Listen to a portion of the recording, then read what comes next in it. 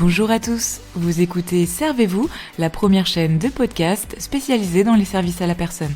Ce podcast vous est proposé par Aladom, site de mise en relation dans le secteur des services de proximité entre particuliers et professionnels. Retrouvez-nous un mercredi sur deux pour de nouveaux épisodes liés au secteur, que ce soit des actualités, des témoignages d'entreprises ou encore des décryptages des thématiques. Aujourd'hui, je suis en compagnie de 3 invités spéciaux, Sébastien, Anaïs et Alizé, tous les 3 étudiants au sein du réseau MFR de Bretagne qui propose des formations en alternance. Aujourd'hui, on va faire un focus sur les formations dédiées au service à la personne avec nos invités. On présentera leur parcours et leurs différentes formations et expériences en alternance. Bonne écoute!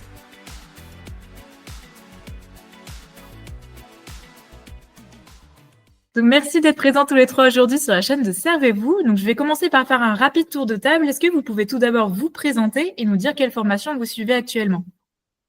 Donc, bonjour, je m'appelle Sébastien, j'ai 16 ans. Je suis élève de première à la MFR de Saint-Thomas-d'Aubigné.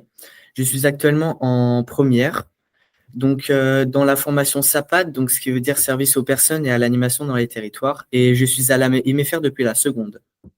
Alors, je m'appelle Alizé, j'ai 25 ans et donc je suis en reprise d'études en deuxième année de BTS économie sociale et familiale.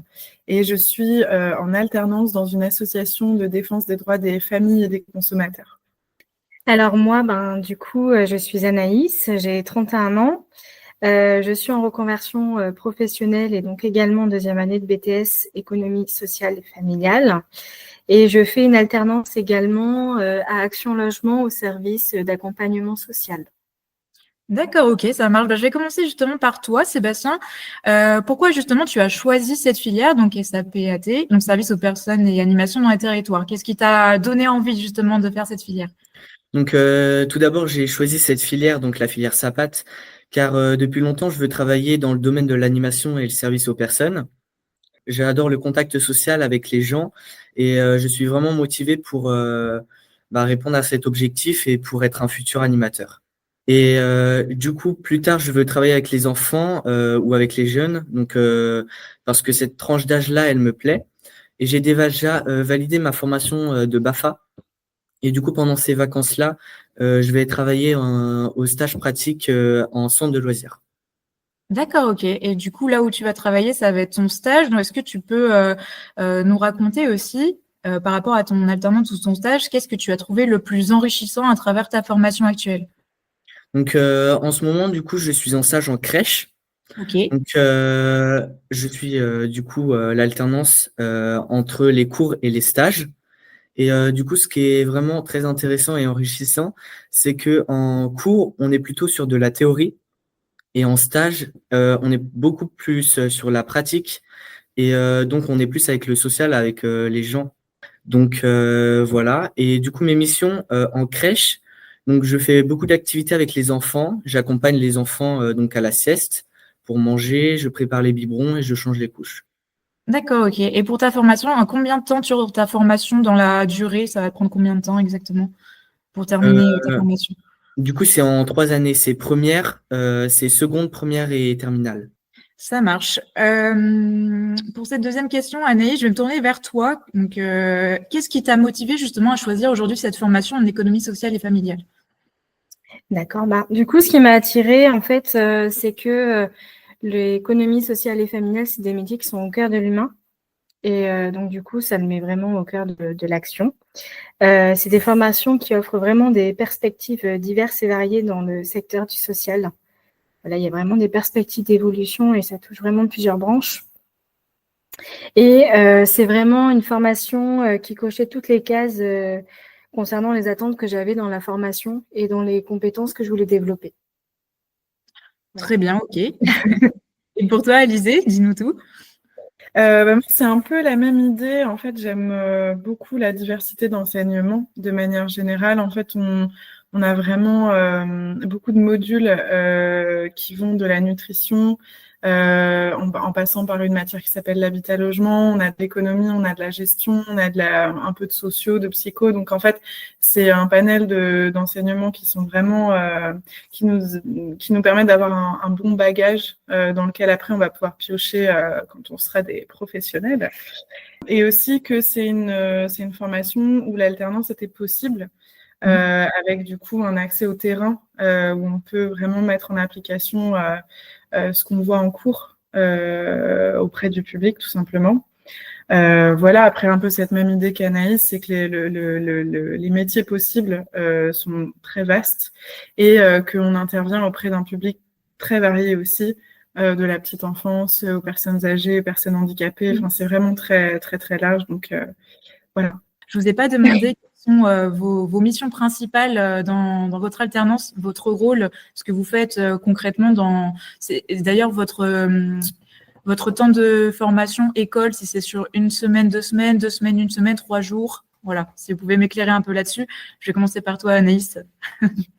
Alors, nos temps d'école formation, c'est de manière générale 1 semaine, 1 semaine. Ça peut être variable. Des fois, on peut avoir 2 semaines, 1 semaine, mais voilà, ça reste quand même 1 semaine, 1 semaine. D'accord. Donc, moi, pour répondre à ta question, mes missions, c'est vraiment l'accompagnement individuel des personnes salariées qui sont en difficulté et qui rencontrent des difficultés à se maintenir dans leur logement.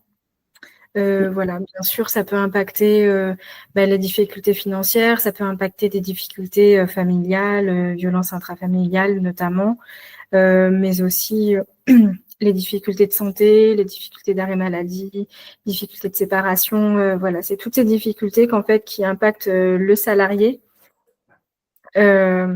sur la possibilité de se maintenir ou non dans son logement, de payer ses factures. Et je fais quand même une petite précision parce que je parle de salariés, parce qu'en fait, nous, à Action Logement, je suis dans le service d'accompagnement social et on accompagne les salariés qui sont éligibles au service d'Action Logement, parce que tous les salariés ne sont pas éligibles à Action Logement. C'est en fait chaque entreprise doit donner une sorte d'impôt à Action Logement pour qu'après Action Logement puisse le réinvestir dans notamment nos accompagnements, mais pas que, aussi. Ils refont des logements sociaux, ils font de l'accompagnement aussi à l'accession au financement. Donc voilà, Action Logement, globalement, voilà comment je pourrais le définir. Super, merci beaucoup. Et pour toi, pardon, je suis perdue dans les prénoms, ça y est. Tout va bien. Alizé, pardon. Alors, je vais essayer au mieux d'expliquer le fonctionnement de l'asso, parce que donc je suis dans une association qui s'appelle la Confédération syndicale des familles. Donc c'est une association nationale et moi je suis à l'Union départementale d'Ille-et-Vilaine. Et donc dans cette association, il y a plusieurs secteurs. Et donc moi le secteur, en fait je gère le secteur logement, consommation, cadre de vie, ça s'appelle. Donc l'idée en fait c'est de défendre, donc moi en gros je suis en relation avec les bailleurs sociaux parce qu'il y a des élections qui se font tous les 4 ans où les locataires des logements sociaux montent des collectifs de locataires ou adhèrent à une association pour être représentés et donc dans des instances pour représenter les droits, pour représenter les locataires des logements sociaux, faire remonter les doléances, les problématiques d'isolation, de voisinage, etc. Donc moi en fait je coordonne une équipe de bénévoles qui représente les locataires dans ces instances-là. Donc je crois qu'en tout il y a, je vais dire, à peu près une quinzaine de bénévoles si je compte toutes les associations qui sont adhérentes chez nous.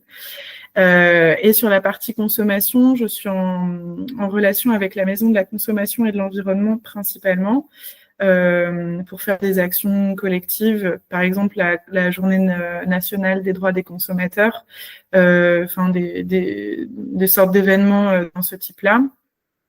Et je mets aussi en place des infoconsos, ça s'appelle, sur des thématiques liées à la consommation. Ça peut être les démarchages téléphoniques abusifs, des choses dans les numéros surtaxés, etc. Et que après on met ces infos conso dans notre newsletter de l'association. Donc, je fais des recherches, je rédige.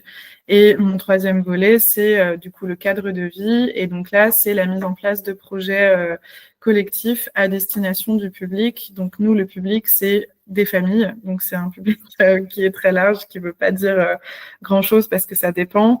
Moi, les personnes avec qui je travaille, c'est principalement des personnes issues, des familles issues d'un QPV, d'un quartier prioritaire de la ville. Et on va faire effectivement un petit focus justement, puisque vous parlez de l'alternance. Est-ce que donc cette alternance vous a permis pour vous de développer des compétences que vous n'aviez pas imaginées au départ? On va commencer avec toi, Anaïs. Eh ben, alors en fait, moi concrètement, des compétences que j'avais pas imaginées, non, pas vraiment. Ça m'a plutôt conforté à développer certaines compétences que j'avais déjà. Bien sûr, j'en ai développé des nouvelles, mais comme je m'étais vraiment bien renseignée sur le BTS, c'était des choses auxquelles je m'attendais quand même plus ou moins. Donc après, concrètement, oui, j'ai vraiment appris à adapter mon mode de communication et d'écoute en fonction des publics, à identifier les besoins, même les besoins qui ne sont pas toujours exprimés, parce que ça fait partie aussi énormément de notre métier. Et puis petit à petit, prendre confiance en mes capacités. Et voilà. Après, il y a aussi eu des connaissances sur des domaines précis, notamment dans certaines matières que oui, j'aurais peut-être pas imaginé. Dans l'habitat-logement, c'est une matière qui passe tous les aspects du logement, que ce soit de l'énergie, que ce soit des conforts lumineux, confort acoustique. Voilà, ça balaye vraiment tout cet aspect du logement qu'on n'imagine pas forcément à la base. Donc oui, toutes ces connaissances-là, je les avais pas forcément imaginées. Je les trouve très intéressantes. Voilà. Ça marche. Et pour toi, Alizée? C'est un peu cette même idée aussi. Vraiment le fait de pratiquer de par l'alternance, j'ai approfondi en fait toutes les compétences que j'avais déjà de base, beaucoup l'autonomie. Parce que c'est vrai que quand on passe en BTS, on est quand même sur une formation pour adultes. Et quand on est en alternance sous le statut de salarié, on est un salarié. Donc en fait, l'autonomie, elle est hyper importante. On est souvent sur des terrains d'apprentissage où voilà, en fait, nos collègues sont nos tuteurs et nos tuteurs, ils ont des missions et ils ont pas mal de choses à faire. Donc nous, on doit savoir se positionner là-dedans. Et donc l'autonomie, je pense que c'est un truc que j'ai particulièrement développé là cette année et l'année dernière. Après, voilà, il y a aussi le pilotage de projet, l'animation de groupe qui sont aussi des aspects théoriques qu'on voit en cours, mais voilà, c'est toutes des compétences qui sont développées sur le terrain et la capacité d'adaptation. Ça, c'est vraiment quelque chose, je pense, que tout le monde développe de manière générale. Voilà. Ok, c'est parfait. Et pour toi, Sébastien, du coup? Je suis beaucoup plus à l'aise à parler avec les personnes. Donc, je m'exprime mieux et je m'organise mieux dans mon travail par rapport à si on était dans un lycée général. Donc, c'est beaucoup plus organisé et détaillé. Et du coup, je suis motivé car la formation me plaît beaucoup. Donc, je pensais pas du tout que cette filière ferait des projets, des travaux pratiques et serait vraiment des formateurs au lieu des profs. Du coup, pour moi, ils expliquent beaucoup mieux que les professeurs et les cours sont plus agréables. D'accord, ok, ça marche. Ok.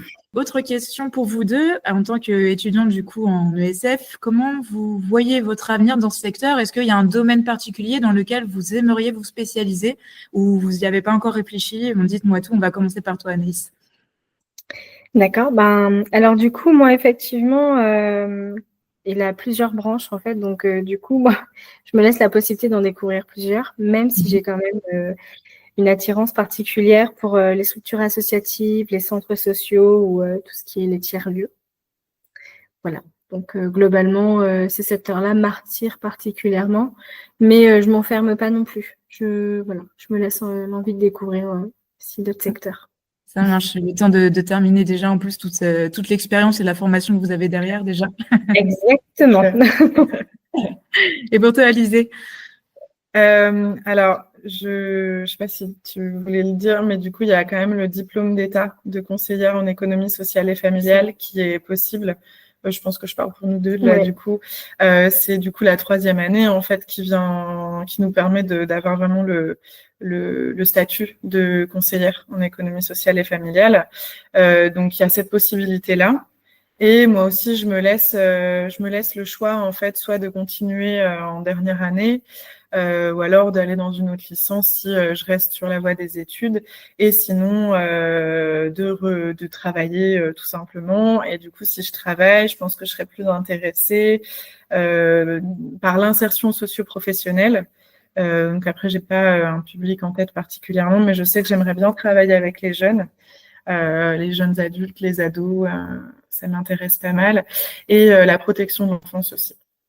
Ok, ça marche. Bon, je retiens quand même qu'il y a énormément de choix et de possibilités. Ça, ouais, carrément, ouais. Carrément. Ça marche. En tout cas, merci. On va passer à la dernière question de l'interview. Un truc un peu sympa. Est-ce que vous pouvez nous partager une expérience marquante que vous avez vécue en alternance, donc soit à l'école ou en entreprise d'ailleurs? Donc oui, absolument, c'était le séjour du début d'année. Donc c'est un séjour de 3 jours, donc ça s'appelle le séjour de cohésion. Donc toute la classe, on est parti de la MFR de Saint-Aubin jusqu'à Fins. On est parti en vélo. Donc on a fait l'aller et le retour et on a campé sur 3 jours au bord de l'étang de Fins. Du coup, c'était super. On a fait beaucoup d'activités, que ce soit sur l'eau ou des jeux de société. Et on s'est vraiment amusé. Ça a permis de renforcer les liens avec la classe. Ok, super. Bon, ça, c'est sympa, toujours les petites animations de cohésion quand on ne connaît pas forcément les gens au début. Oui. Super. Et pour toi, Anaïs, du coup? Eh ben, alors oui, du coup, une super expérience qu'on a vécue l'an dernier. D'ailleurs, Alizée était présente. En fait, dans le cadre de notre formation, on a des actions professionnelles à réaliser, qui doit inclure la méthodologie de projet jusqu'au projet en lui-même. Et donc, nous, en fait, on est parti sur un constat, qu'il y avait beaucoup de gaspillage alimentaire, et on a décidé de faire un projet avec le centre social de Bru. Pour faire un atelier cuisine zéro déchet. Et par la même occasion, le repas était également végétarien. Donc, on a animé un atelier sur une après-midi soirée avec une dizaine de personnes.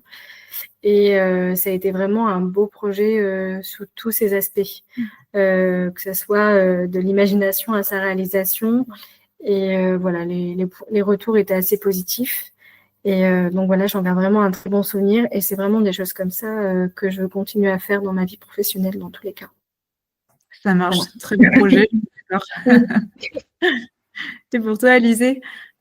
J'avais pensé aussi à parler de ce projet, mais en fait, comme on est toutes les deux, c'est cool que tu l'aies dit, en fait, Anaïs. Moi, quand je suis arrivée donc, dans l'asso dans laquelle je travaille, à la CSF, j'ai organisé en fait une sortie familiale culturelle à Saint-Malo, à destination avec un collectif de femmes qui sont dans le quartier prioritaire de la ville de Rennes, à Villejean, donc le quartier de Villejean. Et c'était vraiment chouette parce que c'est des personnes qui en même temps avaient besoin de se retrouver. Donc le public, c'est des mamans solo. Et l'idée de la sortie familiale, c'était vraiment les familles se retrouvent entre elles. Donc, il y a du lien parent-enfant qui se fait. Mais en même temps, il y a aussi la dimension répit familial où, en fait, quand les enfants étaient animés par un animateur ou par moi-même, les mamans, elles étaient ensemble et elles pouvaient vraiment avoir un temps rien qu'à elles, où elles vont se boire un café, rentrer dans une boutique, pendant que les enfants sont en train... oui, c'est ça que j'ai pas dit, c'était une sortie familiale, donc visite de la ville de Saint-Malo et chasse au trésor, jeu de piste dans la ville de Saint-Malo. Donc, on avait fait intervenir un guide sur Saint-Malo pour nous expliquer un peu l'histoire, etc., la petite visite des remparts. Donc, les enfants, en fait, ils étaient avec le guide et les mamans, elles étaient de leur côté. Donc, voilà, c'était vraiment chouette. En plus, je venais d'arriver, donc ça m'a vraiment mis dans le bain. Voilà. Ouais, c'est sympa comme genre d'événement, effectivement, surtout pour des mamans qui sont solo et qui ont beaucoup de travail, à mon avis, à s'occuper de leurs enfants quotidiennement, H24, en fait. Ouais, carrément. Mais en tout cas, c'est de très beaux projets que vous avez vous avez vécu. On a fait un petit peu le tour des questions, les filles, donc je vous remercie. Voilà, c'était tout pour cet épisode. Je remercie encore Sébastien, Anaïs et Alizé d'avoir participé à l'épisode et j'espère sincèrement que cet épisode vous a plu. Donc si vous êtes en quête d'une formation professionnelle dans le secteur des services à la personne, eh bien je vous invite à vous rendre sur le site de la MFR ou de suivre leur actualité sur leurs différents réseaux sociaux. Vous trouverez d'ailleurs tous les liens en description de l'épisode. Et si vous avez aimé ce format, comme d'habitude, vous pouvez également suivre le compte Instagram servez-vous-podcast pour être au courant des dernières sorties. Je vous souhaite à toutes et à tous une bonne journée ou soirée et je vous dis à bientôt pour un prochain épisode.